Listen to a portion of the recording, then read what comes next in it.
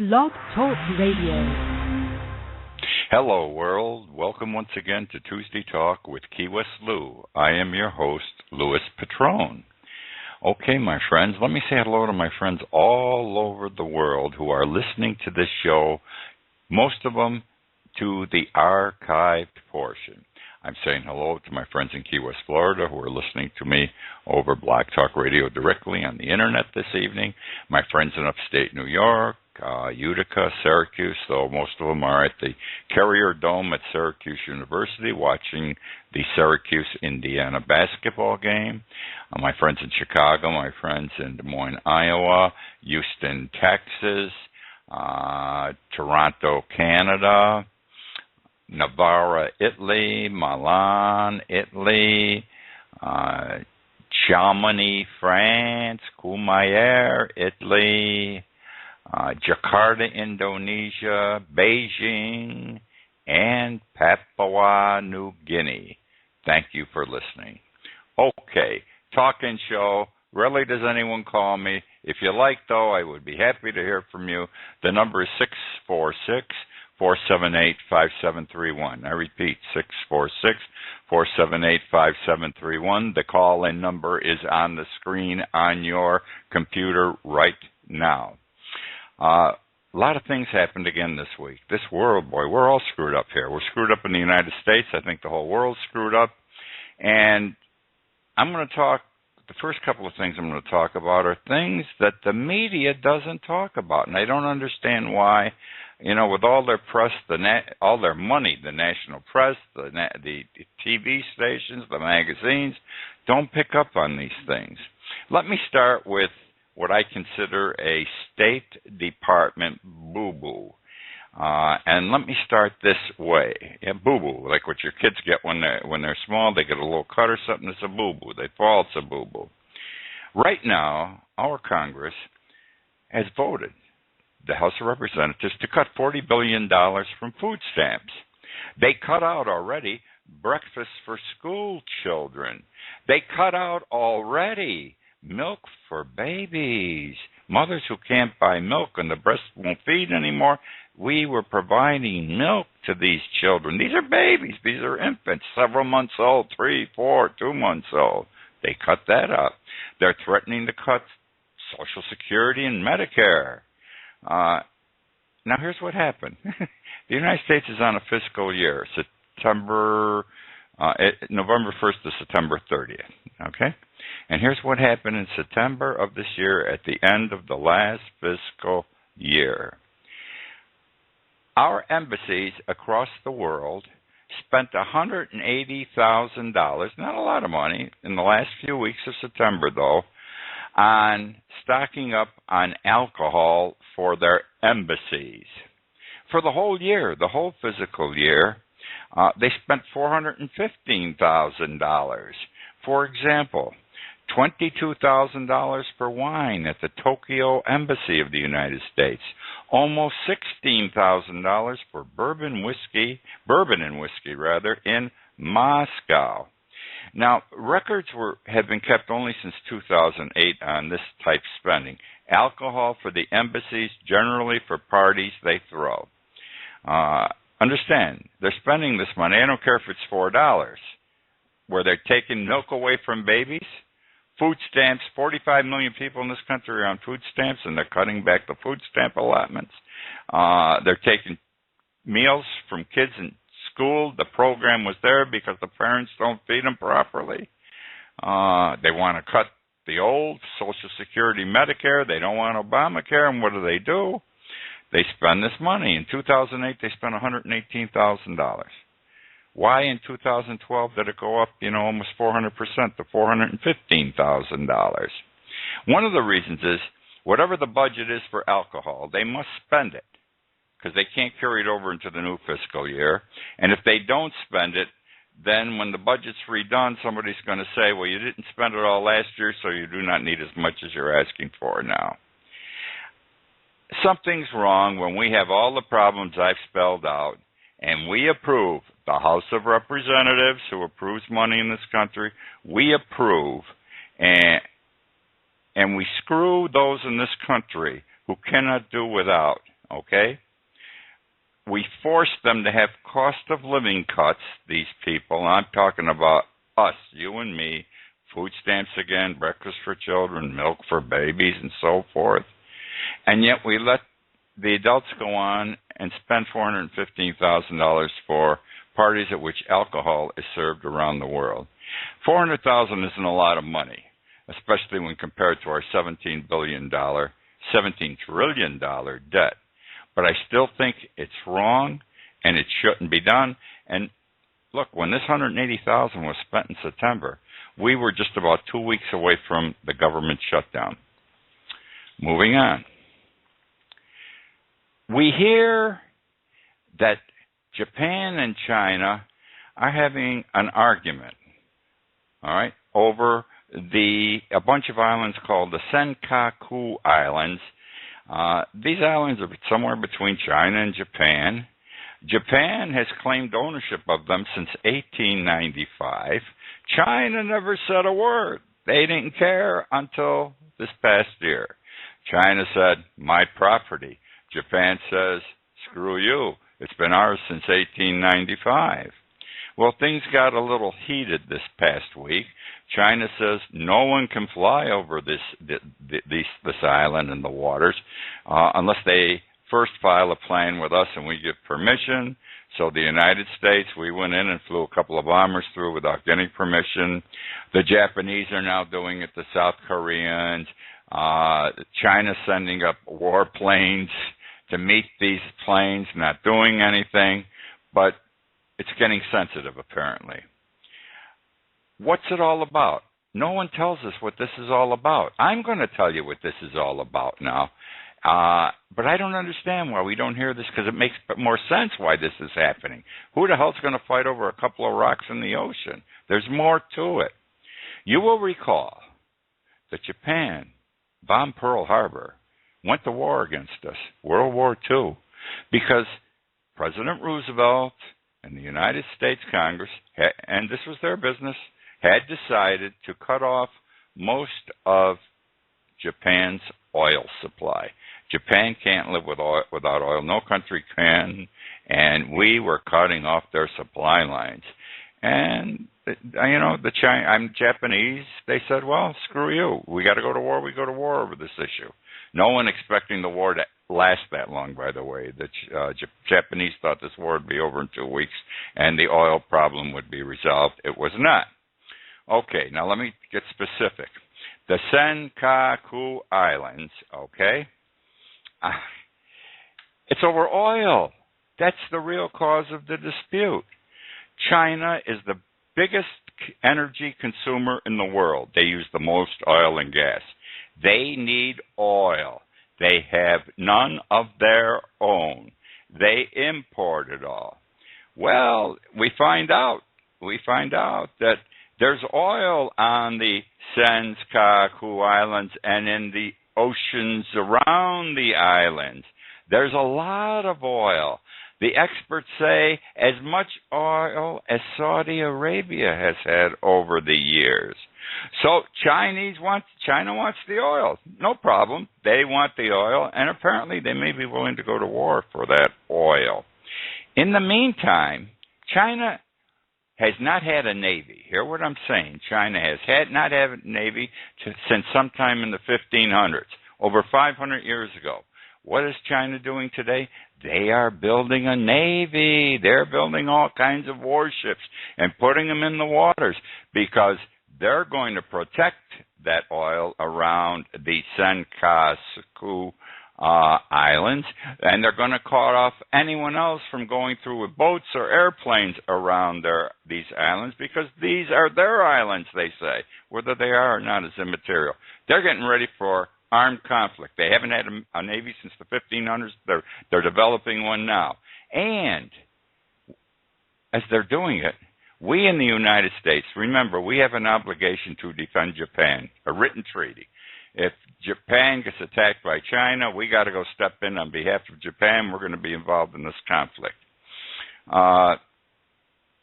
So we have to be concerned. We have to be concerned. And the problem is, they're building a new navy. There are no monies allocated for new naval ships for the Pacific. Whatever we're doing, we've cut our military budgets. And I'm saying we should increase them. I think we should move the money around. We're doing things to protect Europe. We are not putting much money, if any, into Pacific protection, especially with Navy vessels. So China's building the new Navy fleet. Well, we're not doing anything. And there's a good possibility, I'm not saying probability yet, that we could have to go to war over the Senkaku Islands. Now, while all this is going on, remember the Falkland Islands down off the coast of Argentina? Falkland Islands. I quite frankly could not understand why 30 years ago Margaret Thatcher had Great Britain go to war with Argentina over these islands. It didn't make sense. This was a giant against a pygmy. And it took very little time for Great Britain to win the war and beat the hell out of Argentina, and Argentina dropped their claims to the Falkland Islands. That was 30 years ago. Just was discovered recently, in the last several years, that there's oil on the Falkland Islands, just like the problem with Senkaku. But everybody wants the oil. Everyone wants the oil. They started drilling in 2010, only 3 years ago, for the oil. Argentina wants the oil. They want the money that comes from it and everything else. And so they're saying to Great Britain, these are our islands, not yours. And the problem is, the Great Britain of today is not the Great Britain of 30 years ago. Great Britain today does not have the military forces sufficient to wage a war over the Falkland Islands. This is what the experts think. So Argentina's taken a shot at getting control of this oil because they're depending on the inability of Great Britain to go to war as Margaret Thatcher did 30 years ago.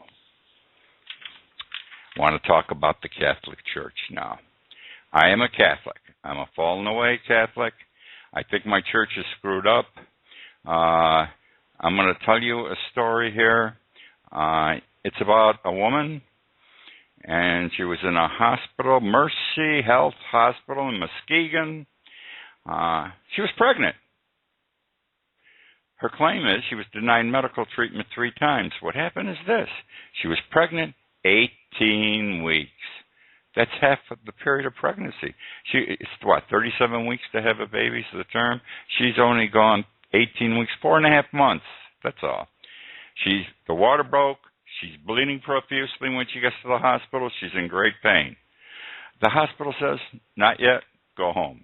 She came back 3 times, and the hospital didn't take care of her. They failed to tell her, however, and this is the problem, okay? They failed to, and this was the only hospital, by the way, within a half mile of her home. They failed to tell her. And now the hospital's got to tell us everything. You see all these papers they give us when we go for surgery or anything. They give you a ton of papers. You don't even read them. You sign them to say, I know everything you told me. I'm not worrying about it. They did not tell her that there was little chance of successfully continuing the pregnancy. They did not tell her that if the pregnancy was not terminated immediately in the hospital, her health was at risk. She could not continue the pregnancy if her water had broken at 4.5 months. She's bleeding profusely, and she's in great pain. They just simply sent her home. And each time she came back with more blood and more pain. The end result was the baby finally was born, 4.5 months, and the baby died within an hour or 2 after birth.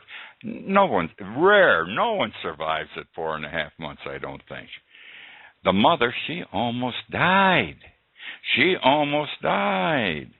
Now, there's a lawsuit, obviously. The American Civil Liberties Union is representing this woman, and there should be a lawsuit because Catholic hospitals, in my opinion, are doing the wrong thing. Let me explain why from my perspective. Catholic hospitals are run by the rules set forth by the bishops in the United States. You've heard of it, the United States Conference of Catholic Bishops. The United States Conference of Catholic Bishops. In the last 2 years, I had never even heard of this organization. Most people had not in the United States. In the last 2 years, they've gone with the religious right of the Republican Party, and they're taking all kinds of positions.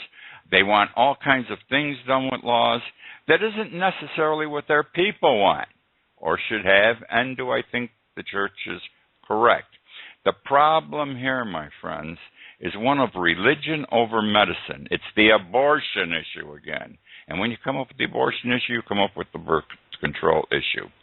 The bishops are claiming, they've also brought lawsuits, if you recall, against Obamacare. That has to do with hospitals too, also. And the bishops claim religious discrimination if their hospitals must provide abortion or birth control to patients, that it's against their religion. Well, I want to say something. These hospitals today employ thousands of people. I can't believe they're all Catholics. I can't believe half of them are Catholics. I can't believe a third of them are Catholics. I mean, you got Jews, Protestants, Episcopalians, Muslims, everybody's working in the hospitals. Why should they have the hospital who is Catholic telling them how their insurance plan should be and how they should operate their lives? It should be an issue of choice on their part. Then comes the situation, specifically with this woman I'm talking about.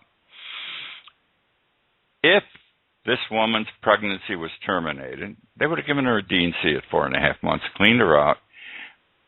That's abortion in the church's eyes. And it is abortion. Who am I to say it isn't? But that woman, I don't know what her religion was, but suppose she wasn't a Catholic. Suppose she was the Jew, the Protestant, the Episcopalian, or the Muslim woman. Why should the rules of the Catholic Church govern what's going to happen to her in the hospital when she's not even of their faith? She's paying for services to be rendered, and she can die if they don't do it properly and effectively. They're discriminating against her somehow. It's wrong. It's wrong. It's wrong. A woman cannot have, in a hospital for medical reasons, a pregnancy terminated. A young lady or a person raped who is pregnant because of the rapist cannot have, in a Catholic hospital, that pregnancy terminated. Your 14 or 15-year-old daughter who has been raped must carry the fetus 9 months and deliver a child, because that's the church's rule. She had no choice when she got raped, and she can't have an abortion, and she has to be burdened at an early age with a child and all the problems that go with it over the course of her lifetime. I had a practical situation with this occur to me personally, my wife and I. It's back in 1964-65. My wife was pregnant for the 5th time. 2 months into the pregnancy, that's all, and her water broke. She's bleeding. We rushed to the hospital. I remember it distinctly. It was a Sunday morning. Her OBGYN is my next-door neighbor, Dr. Shenantry, Joe Shenantry. He comes to the hospital, and he comes out and tells us the fetus is dead. No question about it. The pregnancy didn't take, but there was something there, and when it comes out, it's going to be black. Right? I said, okay. And he says, then we'll do a D&C when it starts coming out. I says, well, if you know all this, why don't you do a D&C now? And the suffering my wife's going through. He said, we can't. Louis, this is a Catholic hospital. I'm a Catholic doctor. This is against the rules of the Catholic Church. I used to go to church in those days. This isn't why I fell away from the church, though. I said, I don't give a good goddamn, excuse me for swearing, my friends. I don't care about the church rule. I care about my wife in there who's suffering, could die. We're a family of 4 other children. This can't be. I don't understand. And I ranted and I raved, and it did me no good. We had to wait 3 hours till my wife passed through her cervix a tiny black piece of something. It wasn't as big as my small fingernail. The doctor came out and said, oh, we can do a D&C now because a little piece of this black thing came out, and he described it to me. So this was the body giving birth to whatever was there. It was starting. He could go in and do the D&C. No way, Jose. Not the way to run a hospital. Not the way to provide medical care. The Catholic Church is getting their noses where it does not belong, and they're getting themselves in the way of the health of those who are in the hospital as patients. Let me tell you something. The Bible, we all follow it, or try to. The Muslims have the Quran, same thing.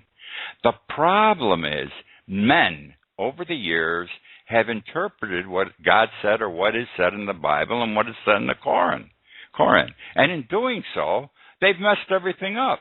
So many of the church rules we have today, I do not know, and no one knows if God would have said, this is what he meant. Who are these men? And I mean this. Who are these men to interpret God's word? We can all read it and understand it and say, this is what he meant, and come up with these rules, and we'll talk more about this shortly in another portion of this show. That's the story. I think the bishops got their nose in the wrong place again. Bad situation. Wrong. And that's it. What else can I say? Now let me talk about the Pope, Pope Francis. He issued a statement this week. It was called a mission statement for his papacy. Mission statement for his papacy, just last Tuesday.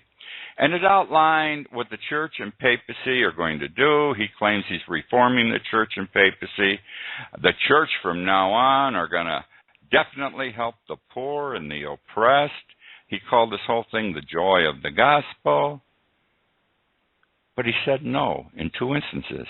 He says no to abortion, non-negotiable. The issue of abortion is non-negotiable. And he also said a woman's ordination, a woman becoming a priest, is non-negotiable. Okay, we've already talked about abortion. The woman's ordination, I don't understand. The Bible says nothing on this. This is the interpretation of men over the centuries. Jesus had 12 apostles. They were all men. And based on that, the church says if he had all men as apostles, must be he didn't want a woman to be an apostle. That's simple.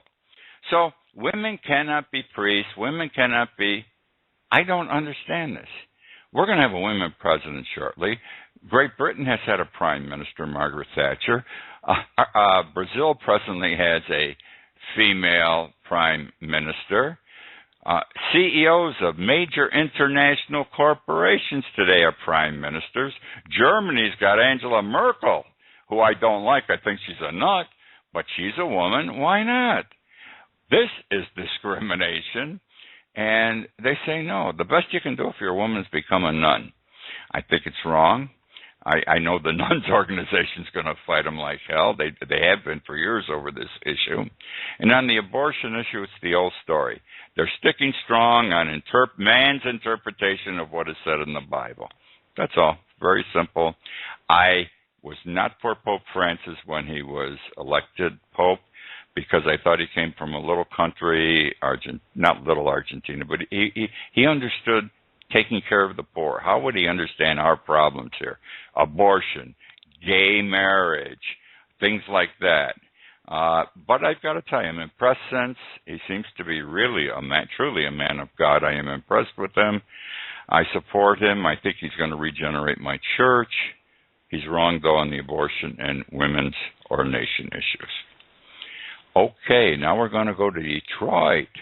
Today, this morning, Detroit's in bankruptcy. This is a big deal. Major United States city, at one time the 5th largest city in the United States. Great money, all the automobile plants, manufacturing plants located in the Detroit area.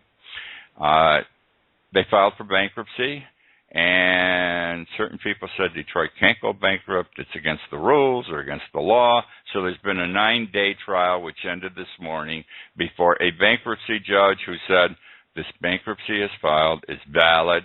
Detroit has the right to file for bankruptcy protection. This matter is going to proceed. Now, I just want to chat momentarily about the impact, the fallout this bankruptcy that Detroit has filed is going to have on other cities, and corporations. Because one of the ways they're going to reduce Detroit's obligation, everything's on the table in a bankruptcy. There are pensions. Policemen have been retired 20, 30 years.